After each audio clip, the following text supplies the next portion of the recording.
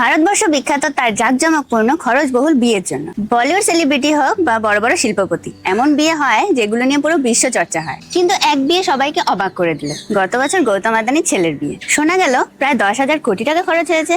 কিন্তু না ছিল কোনো বলিউড তারকা, না ছিল কোনো বিদেশি অতিথি। বিয়ে হয়েছিল শুধুই ঘনিষ্ঠ পরিবার নিয়ে, একদম সাদামাটা ভাবে। তাহলে প্রশ্ন উঠলো, 10,000 কোটি কোথায় খরচ হলো? জবাব শুনে আপনার দৃষ্টিভঙ্গি বদলে যাবে। আদানিজি এই পুরো টাকাটা দান করেছিলেন শিক্ষা, স্বাস্থ্য এবং সমাজ কল্যাণের জন্য। হাসপাতাল, স্কুল আর তাদের জন্য যারা কখনো স্বপ্ন দেখার কথা ভাবতেও পারে না। আর সবচেয়ে সুন্দর ব্যাপারটা কি ছিল জানেন? ওই বিয়ের প্ল্যানিং থেকে শুরু করে সাজসজ্জা পর্যন্ত স্পেশালি এবেল মানুষদের যুক্ত করা হয়েছিল। তাদের শিল্প, তাদের পরিশ্রম, তাদের ব্যবসা সবকিছুকে নতুন পরিচয় দেওয়া হয়েছিল। এটা শুধু বিয়ে ছিল না, এটা ছিল এক আন্দোলন, উন্নয়নের অন্তর্ভুক্ত। কেউ টাকা দেখিয়েছে, কেউ ক্ষমতা, কিন্তু আদানিজি দেখেছেন এক অন্য দৃষ্টান্ত।